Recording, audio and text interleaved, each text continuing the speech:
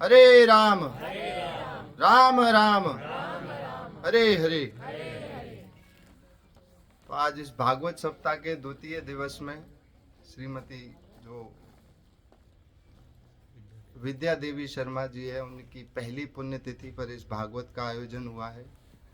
तो उसमें कल पहले दिन की जो कथाएं हुई उसका आप लोगों ने वर्णन श्रवण किया। तो आज हम दूसरे दिन की जो कथा है उसको पहले दिन की जो कथा है उसको थोड़ा सा रिपीट करेंगे, रिवाइज करेंगे। और उसमें जो थोड़ा बहुत, क्योंकि 30 घंटे लगते हैं भागवत को यदि हमें करना हो सिर्फ उसका मूल पाठ, तो 2 घंटे के हिसाब से 14 घंटे में तो मात्र जो शिक्षाएं हैं भागवत की सिर्फ उन्हीं कथाओं को ही हम कर सकते हैं। उससे अधिक कथाओं को तो हम वस्तुतः कितना भी प्रयास करें हो नहीं पाएंगी वो, क्योंकि 4 तरह की भागवत होती है। एक राजसिक भागवत होती है, एक तामसिक भागवत होती है, एक निर्गुण भागवत होती है। तो ऐसे भागवतों का वर्णन है तो 2 महीने तक होती है और निर्गुण भागवत है 1 महीने तक होती है। और सात्विक भागवत है 15 दिन तक जो होती है, और राजसिक भागवत है। और तामसिक भागवत राजसिक, वैसे 7 दिन की भागवत भी राजसिक भागवत में ही आती है। मतलब किसी एक इच्छा की पूर्ति के लिए भागवत करना, किसी के पुण्यतिथि में भागवत को करना, ये 1 सप्ताह की भागवत होती है। तो भागवत को पूर्ण करना तो संभव है नहीं, संभव तो हम कितना भी प्रयास करें। तो मैं तो अब थोड़े से समय के लिए ही बोलूंगा बस। तो आइए सबसे पहले प्रार्थना में भाग लेते हैं श्रीमद् भागवत की। ओम नमो भगवते वासुदेवाय।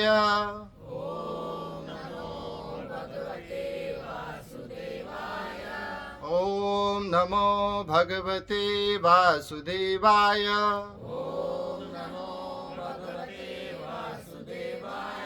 ओम नमो भगवते वासुदेवाय।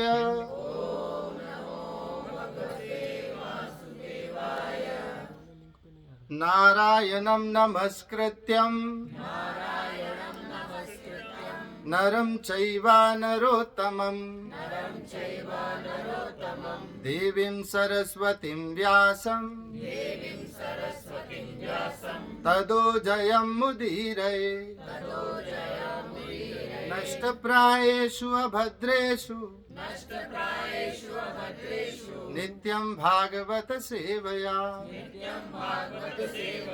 भगवती उत्तम श्लोके भक्तिर्भवति नैष्टकी। कृष्णाय वासुदेवाय देवकी नंदनाय च नंदगोपकुमाराय गोविंदाय नमो नमः। नमो महावदन्नाय कृष्ण प्रेमा प्रदायते। कृष्णाय कृष्ण चैतन्य नामनि गौरतेशे नमः। जय श्री कृष्ण चैतन्य प्रभु नित्यानंद श्री अद्वैत गदाधर श्रीवासादि गौर भक्त वृंद। हरे कृष्णा कृष्णा कृष्णा हरे हरे हरे राम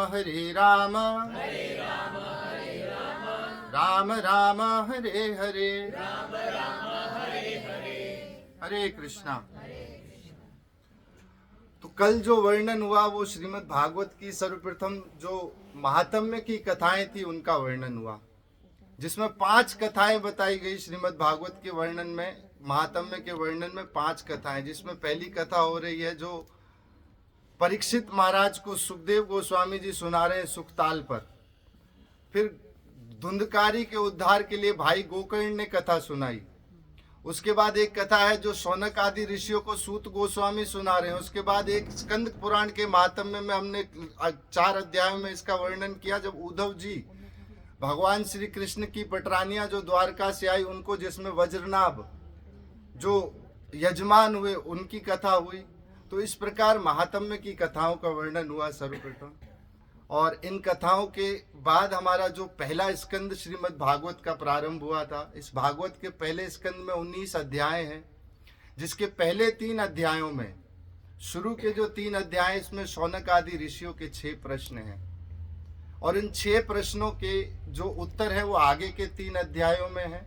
उसके बाद 12 अध्यायों में परीक्षित महाराज का जो कुल का वर्णन है कि भगवान से कितने कृपा पात्र परीक्षित महाराज रहे, उनका वर्णन है 12 अध्यायों में। और एक अध्याय में सिर्फ सुखदेव गोस्वामी का आगमन होता है। तो इस प्रकार ये 19 अध्यायों का वर्णन है पहले स्कंद के जो है, जिसमें हम कल जहां पहुंचे थे उसमें जो 6 प्रश्न पूछे उनका जो उत्तर है वो 3 जो आगे के 3 अध्यायों में दिया सूत गोस्वामी ने, उनका हमने वर्णन किया।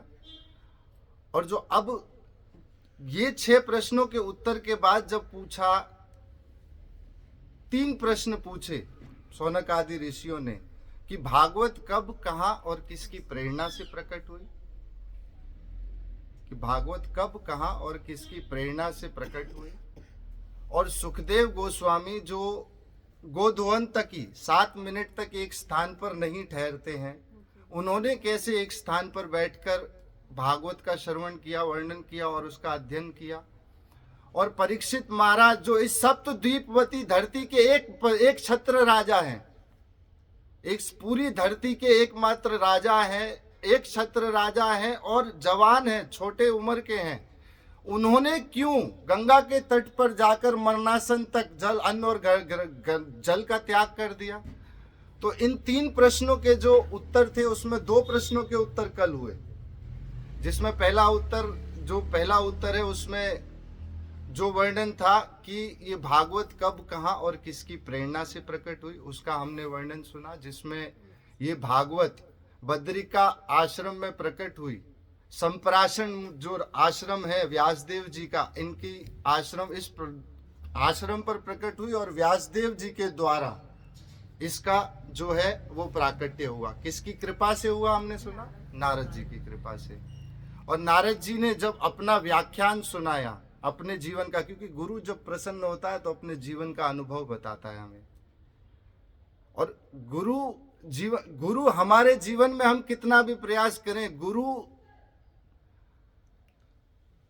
गुरु ही शिष्य को ढूंढता है।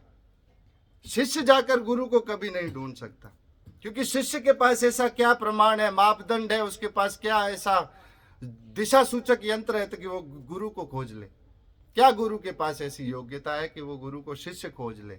और शिष्य का अभिमान, और इसका मतलब ये भी नहीं है कि शिष्य को गुरु की खोज जोड़ देनी चाहिए, खोज तो करनी चाहिए गुरु को, लेकिन गुरु शिष्य को ढूंढता है, ये एक विशेष इसमें बात ये है, क्योंकि शिष्य का अभिमान कभी भी ये एक्सेप्ट नहीं कर पाएगा कि मुझे गुरु ने खोज लिया। उसको स्वयं में हमेशा लगेगा कि मैं इतना लायक था, इतना प्रतिभाशाली था कि मुझे गुरु ने खोज लिया। परंतु गुरु फिर भी ऐसी पूरी व्यवस्था करेगा कि शिष्य ने उसे खोजा है, क्योंकि उसका अभिमान उसे एक्सेप्ट नहीं करने देगा कि गुरु ने उसको खोज लिया। तो गुरु शिष्य को खोजता है। तो जब अंदर से, भीतर से, जब व्यासदेव जी ने ये माना कि मैंने ये जो एक वेद को 4 में विभाजित किया, 108 उपनिषद लिख दिए, 17 पुराण लिख दिए, उसके बाद भी फिलॉसफीज के नाम पे 150 से ज्यादा किताबें लिख दी, फिर भी कोई मुझे खुद को संतुष्टि नहीं हो पा रही है।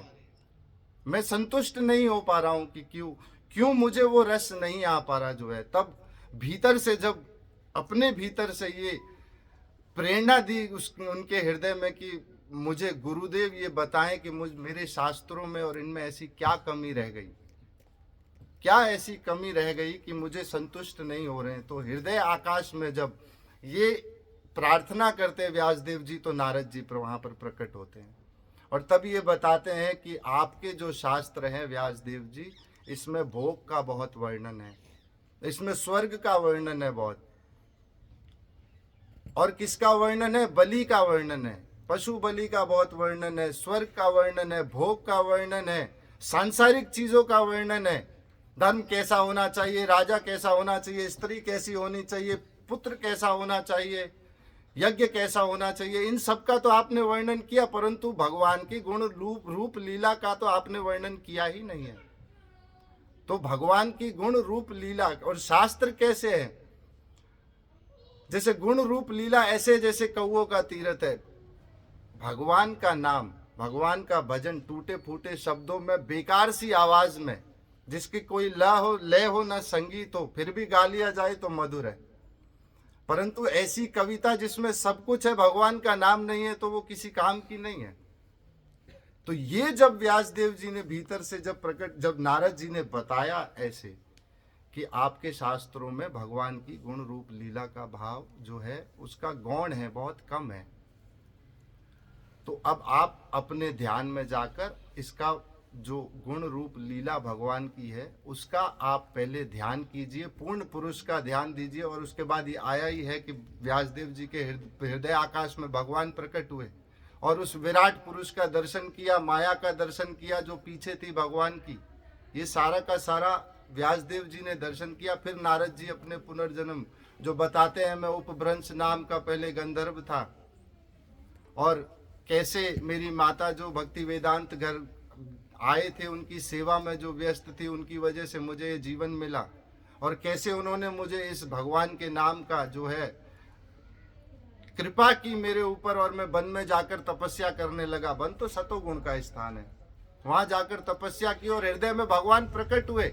और नारद जी कहते हैं ये कि मेरा रोम रोम प्रकाशित होने लगा, भगवान मेरे चारों तरफ से तरंगायित होने लगे और मैं उस अपूर्व सुख का अनुगाहन कर रहा था और ये मेरे भीतर आह्लाद होने लगा। और जब ये नारद जी कहते हैं कि मैं उस अपूर्व सुख का अनुगाहन करते करते मैंने जब वापस वो गायब हो गए दर्शन, और जब मैंने उसे वापस देखने का प्रयास किया, वही मंत्र पढ़े, वही नदी में जाकर स्नान किया, फिर वापस आकर वही तपस्या की, परंतु इस बार मुझे भगवान नहीं दिखे। तब गंभीर आवाज जब आकाश से हुई कि नारद अभी तुम कच्चे हो, तुम मुझे वन में ढूंढ रहे हो, ये तो सतोगुण का स्थान है, मैं तो तीनों गुणों से परे हूं। तब ये जो एक आपने कल इसकी कथा सुनी पूरी की पूरी, फिर शौनक आदि ऋषियों की जो कथा सुनी, जिसमें शौनक आदि ऋषि सूत गोस्वामी से पूछ रहे हैं उसका वर्णन, फिर इसी में जो दूसरा जो प्रश्न पूछा है कि सुखदेव गोस्वामी जो वृक्त चूड़ामणि है, मुनेन्द्र है, योगेंद्र है, जो सदैव ब्रह्म आनंद में लीन रहते हैं। एक बार सुखदेव गोस्वामी घूमते हुए जब कल्प वृक्ष के नीचे पहुंचे तो कल्प वृक्ष ने कहा, आप चिद आत्मनि महा ब्रह्मनिष्ठ योगी, आप मेरे नीचे आए हैं, मैं आपको कुछ देना चाहता हूं।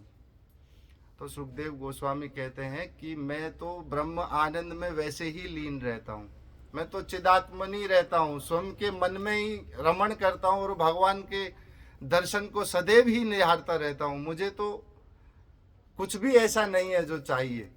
तब वेद कहते हैं तो आपको कुछ नहीं चाहिए परंतु मैं फिर भी देना चाहता हूँ। तब कहते हैं निगम कल्पत्रो गलितम फलम सुख मुखाद अमृतम द्रव्य संयुतम, मैं आपको निगम कल्पत्रु, जो निगम कहते वेद को, तो निगम कल्पत्रु इसका जो पका हुआ फल है भागवत रसमय है, ये मैं आपको देता हूँ।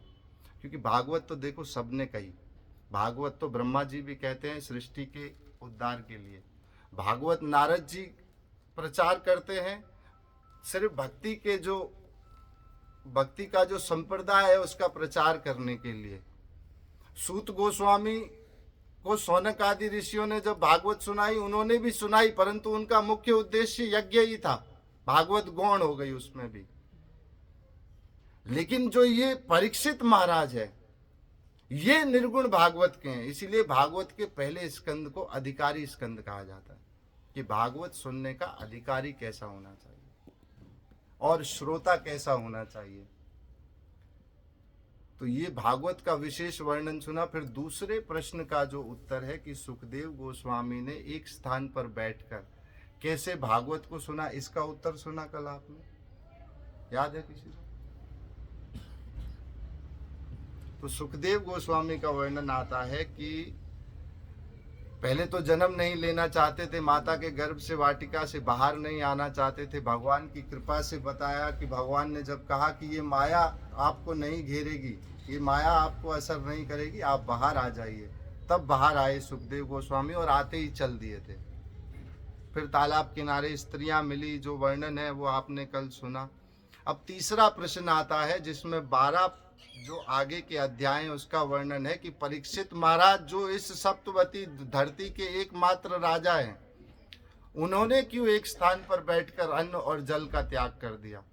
तो इसका जो वर्णन शुरू होता है उसका उत्तर शुरू होता है आप महाभारत के काल में जब आएंगे। अब महाभारत में आ जाते हैं। पहले तो परीक्षित के जन्म का वर्णन है, उसके बाद परीक्षित महाराज के दिग्विजय का वर्णन है। ये 3 परीक्षित की कथाएं हैं और उससे पहले उनका पूरा का पूरा कुल का वर्णन है, जिसमें 3 माताओं का वर्णन है। पहले द्रौपदी, उत्तरा और कुंती की प्रार्थनाओं का वर्णन है और 3 पितृ का कुल है जो उनका वर्णन है, जिसमें पहले भीष्म पितामह की सद्गति का वर्णन है, उसके बाद धृतराष्ट्र की सद्गति का वर्णन है, फिर विदुर जी की जो सद्गति है उसका वर्णन है, और फिर पांडवों का जो आगे युधिष्ठिर महाराज के साथ जो स्वर्ग आरोहण होने का है उसका वर्णन है। तो ये अब हम प्रारंभ करते हैं इसको कि जो तीसरा प्रश्न है उसका उत्तर, जिसमें परीक्षित महाराज के कुल का वर्णन है पूरा का पूरा। तो जिसमें सबसे पहले हम भीष्म पितामह की सद्गति हम जानते हैं कि भीष्म पितामह ऐसा महातपस्वी और ब्रह्मचारी धरती पर देखने को नहीं मिलता है। और अरे वन में जाकर तपस्या करना, पहाड़ों में बैठकर तपस्या करना, गुफाओं में रहकर तपस्या करना, कंदमूल खाकर तपस्या करना सरल है, लेकिन परिवार के बीच में राजमहलों के ऐश्वर्य में बैठकर 350 साल तक का ब्रह्मचर्य पालन करने वाला आज तक शास्त्रों में बहुत कम देखने को मिलता है। ऐसा महाब्रह्मचारी और भगवान के परम भागवत और 12 महाजनों में से एक महाजन है भीष्म पितामह। तो ऐसे भगवान का वर्णन जब करते हैं, क्योंकि जब ये काल खत्म हुआ और एक बार जब भगवान रात्रि में बैठे हुए थे और नींद नहीं आ रही थी भगवान को, तो युधिष्ठिर महाराज आकर पूछते हैं कि आप वासुदेव आप क्यों नहीं सो पा रहे हैं। तो कहते मेरा एक भक्त मुझे बहुत याद कर रहा है और मुझे वो तीव्रता से याद कर रहा है। आपको पता है भगवान को अट्रैक्ट करने का सबसे आसान साधन कौन सा है? ऐसे एक बार भगवान अपने वैकुंठ में बैठे हुए थे, तो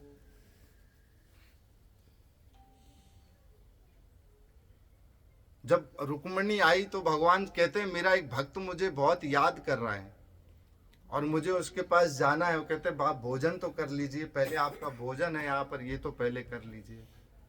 तो कहते हैं नहीं, मेरे को वो भक्त बहुत याद कर रहा है। गरुड़ आ गया, गरुड़ को साइड फेंक दिया भगवान ने, अपनी खड़ाऊ तक नहीं पहनी और सीधे वहां पहुंचे, सीधे जहां भक्त थे, और फिर वापस आ गए। फिर रुक्मिणी कहती है कहाँ थे, इतनी जल्दी आप क्यों गए? आपने गरुड़ को भी नहीं देखा, आपने खड़ाऊ भी नहीं पहनी, आपने भोजन भी नहीं पाया। तो कहते हैं मेरा भक्त के जो अश्रु है ना, इसका जो इस भाव से जब रोते हुए मुझे कोई याद करता है ना, तो मैं सबसे पहले वहां पहुंच जाता हूं। आपको भी कभी यदि जीवन में आधे आंसुओं के बीच अगर छवि में भगवान दिखे ना, तो समझ आ जाना कि आप तक भगवान का वो जो भाव है वो पहुंच चुका है। तो अश्रु सबसे ज्यादा तेज साधन है भगवान तक पहुंचने का। तो भीष्म पितामह के अश्रु गिर रहे थे, तो भगवान जब भीष्म पितामह के साथ पहुंचे, क्योंकि उससे पहले सभी ने उनको समझाया, पहले युधिष्ठिर महाराज को सबने समझाया कि आप राज करिए, अब इस हस्तिनापुर का राजभार आप संभालिए, परंतु युधिष्ठिर नहीं मान रहे थे और भगवान जानते थे, और भगवान ही भीतर से कह रहे थे उनको कि नहीं मत मानो, क्योंकि मेरा जो भक्त है भीष्म, वो जब आपको उपदेश देगा तब आप इस बात को मानोगे। वो अपने भक्त के माध्यम से उपदेश दिलाना चाहते थे। और जब ये सब जब कुरुक्षेत्र में जहां भीष्म पितामह हैं, आज कितने दिन हो चुके हैं उनको सैया पर लेटे हुए अपनी, और वो जब उस बाणों के बीच में 1 इंच ऐसी जगह नहीं है जहां बाण और आ सके, और फिर भी वो उस भगवान को याद कर रहे हैं। और जब वासुदेव भगवान श्री कृष्ण आए सामने, तब युधिष्ठिर महाराज से कहते हैं, पहले तो वासुदेव भगवान श्री कृष्ण से कहते हैं कि आप जो हैं, आप ही हैं जो इस जगत के नाथ हैं, आप ही अवतार लेकर आते हैं, आप ही इन जो भवसागर में डूबे हुए लोग हैं इनका आप कल्याण करने के लिए आते हैं। और फिर युधिष्ठिर महाराज से कहते हैं कि युधिष्ठिर, ये जो आपके जीवन में कष्ट आए, ये जो भगवान ने आपको कष्ट दिए, ये आपको जो लाक्षागृह मिला, आपको जो वनवास मिला, आपकी जो पत्नी के साथ हुआ, आपके जो पौत्रों के साथ हुआ, इन सभी का जो कारण है, ये जो सामने खड़े हुए हैं ना कृष्ण, सबका कारण ये है, इन सब का कारण ये है। क्योंकि भगवान जब तब देते हैं जब जीवन में कष्ट देकर, भगवान जैसे सोने को ताप देते हैं तो कुंदन बनता है वो, तो ऐसे जब भगवान को बताया भीष्म पितामह, और फिर 11 श्लोकों में स्तुति की है भीष्म पितामह ने भगवान श्री कृष्ण की, और फिर उसी जिस परीक्षित महाराज जिस भागवत के माध्यम से सिर्फ सुनने मात्र से भगवत धाम गए, वही ऋषि थे, तब भी वही सारे के सारे लोग थे, लेकिन भीष्म पितामह आज वैसे ही कृष्ण भगवान को देखते हुए गए हैं। तो भागवत और भगवान में कोई अंतर नहीं है। और 11वें स्कंद में तो भगवान जाकर 10वें स्कंद में जब कहेंगे तिरोधाय प्रविष्टम भागवतम पुराणार्णव, मैं इस भागवत में प्रवेश कर रहा हूँ, मैं वैकुंठ क्षीर सागर नहीं जा रहा हूँ, अब इस भागवत में प्रवेश कर रहा हूँ। तो भागवत कितनी महान है और कितनी विशेष है, इसका वर्णन है। और इसमें भीष्म पितामह की सदगति के बाद आगे जब वर्णन आता है, उसमें परीक्षित महाराज के जन्म का वर्णन आता है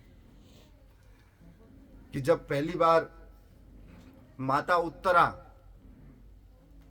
पहले तो सारा युद्ध खत्म हो गया, उसके बाद भगवान जब जाने लगे तो बाहर जब भगवान रथ पर आरूढ़ होकर चढ़कर निकलने के लिए थे, तभी एक आवाज बहुत जोर से, महायोगी हे कृष्ण, महायोगी महायोगी, कोई एक तेज आग का गोला मेरी उदर की तरफ आ रहा है, मेरे उदर की तरफ कोई तेज आग का गोला आ रहा है। भगवान ध्यान में जाकर देखते कि अश्वत्थामा ने ब्रह्मास्त्र छोड़ दिया। और ब्रह्मास्त्र की भी कथा उससे पहले की अब कथा सुनेंगे, ये तो थोड़ी सी पहले की कथा है, थोड़ी बात की कथा है ये। पहले तो यही कथा आती है कि जन्म तो हो गया परीक्षित महाराज का पहले तो, लेकिन पहले उससे हुआ क्या था जिसका ये कारण था। आपने पहले महाभारत का ये वर्णन सुना ही है, जब 11 अक्षौणी सेना समाप्त हो गई पांडवों की, और 1 अक्षौणी सेना अभी भी बाकी थी, और कौरवों की तरफ से सब कुछ समाप्त हो गया। 11 इनकी साथ थी पांडवों की, 11 इनकी पूरी सेनाएं समाप्त हो गई, सारे के सारे इनके वीर समाप्त हो गए, सेनापति समाप्त हो गए, सिर्फ 3 लोग बचे थे आखिरी, एक दुर्योधन, एक कृतवर्मा और एक अश्वत्थामा, और एक आधा मरा हुआ दुर्योधन जो मृत्यु की शैया पर, जो जंगा टूट जाने के कारण जो सरोवर के किनारे थे। तो ये जो है ये 4 योद्धा थे, जिसमें पहले जब वर्णन है कि अश्वत्थामा जब आया दुर्योधन के पास कि अगर तुमने मुझे सेनापति बनाया होता दुर्योधन, तो आज इस जो युद्ध है इसका परिणाम कुछ और होता। अगर मुझे सेनापति बनाया होता तो दुर्योधन अपने जो जंगा है उसके जो लहू है, उस लहू से अश्वत्थामा का राज तिलक करता है सेनापति। कहता युद्ध अभी समाप्त नहीं हुआ, अभी भी हमारे पास समय है, तो मैं आपको सेनापति बनाता हूँ। अब ये तीनों यहाँ से कृतवर्मा, अश्वत्थामा, ये तीनों जब यहाँ से गए और एक पेड़ के नीचे जाकर बैठे हैं, तो वहाँ उल्लू को देखा एक, अश्वत्थामा ने उल्लू को देखा एक कि सारे पक्षी सो रहे थे और उसने सारे पक्षियों को रात में मारा।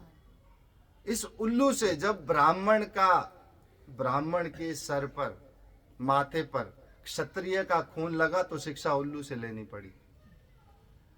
तो ये जब अश्वत्थामा और ये तीनों गए, अश्वत्थामा शिविर में प्रवेश करता है। पहले तो कृतवर्मा कहते हैं ये युद्ध नीति नहीं है, रात में किसी को मारना कोई युद्ध का नियम नहीं है, और ये धर्म का युद्ध चल रहा है, आप इसमें भी अधर्म कर रहे हो। अश्वत्थामा कहता है मुझे नहीं पता। अब वो जाता है अश्वत्थामा, पहले तो कृतवर्मा बाहर रहता है कि हम नहीं जाएंगे। तब अश्वत्थामा शिविर में प्रवेश करता है और जो द्रौपदी के 5 पुत्र सो रहे थे उनके गर्दन लेकर दुर्योधन के पास जाता है।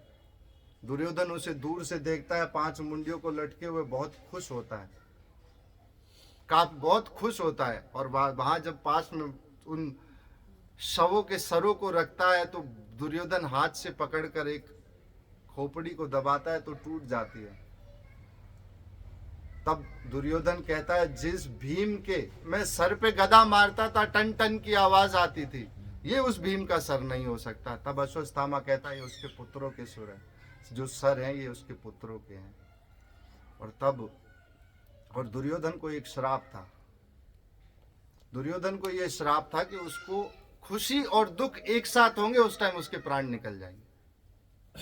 जिस वक्त खुशी और दुख, सुख और दुख एक साथ होंगे, हर्ष और शोक, तो उसके प्राण निकल जाएंगे। दुर्योधन के तो प्राण निकल गए भाई। अब ये अश्वत्थामा जिसने 5 सरों को लिया, इस अश्वत्थामा की पूरी, आपने वैसे अश्वत्थामा का वर्णन सुना ही है कि चिरंजीवी है, और जो 7-8 हमारे चिरंजीवियों में उसमें अश्वत्थामा का विशेष वर्णन आता है। तो ये अश्वत्थामा का उसके बाद जाकर जब ये 5 सिर कटे तो यहाँ इस तरफ शिविर में जब सुबह सब आए, इस तरफ जब शिविर में सब आते हैं तो द्रौपदी अपने बच्चों को देखकर कटे हुए सरों को, जो बिना जो मुंडी के धड़ है उनको देखकर जब विलाप कर रही होती है, तो अर्जुन कहता है मैं उसका सर काट कर लाऊंगा जिसने काटा। इन मेरे पुत्रों के सर काटे हैं, मैं उनके सर काट के लाऊंगा।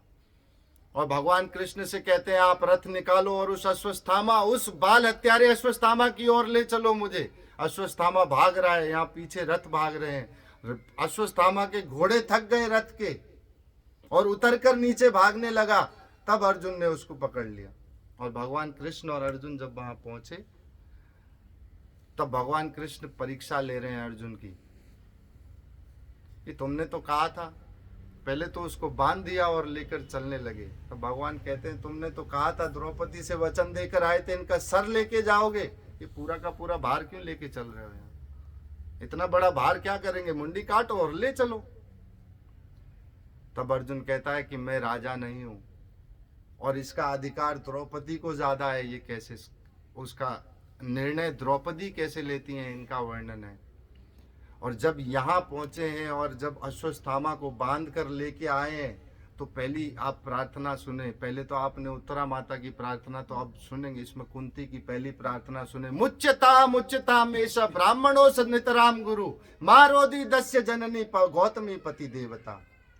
कि मेरे तो पति सारे जीवित हैं, पर इस अश्वत्थामा को आप क्यों, इसकी तो पिता नहीं है अब, और इसकी माता के पास अब पति नहीं होंगे, तो आप इसे मारकर इसके जो जीवन का एकमात्र, क्यों माता के पास क्या साधन होता है, पिता, और बेटा अपना पुत्र, पिता की आत्मा होता है पुत्र, लेकिन माता के लिए उसके जीवन का सारा आगे का जो जीवन काल उसका व्यतीत होता है उसके लिए होता है। जैसे बेटी तो चली ही जाती है, लेकिन बेटा, तो ये द्रौपदी माता कहती है जब कि नहीं, मुच्यता मेषा, छोड़ दो इसे, खोलो।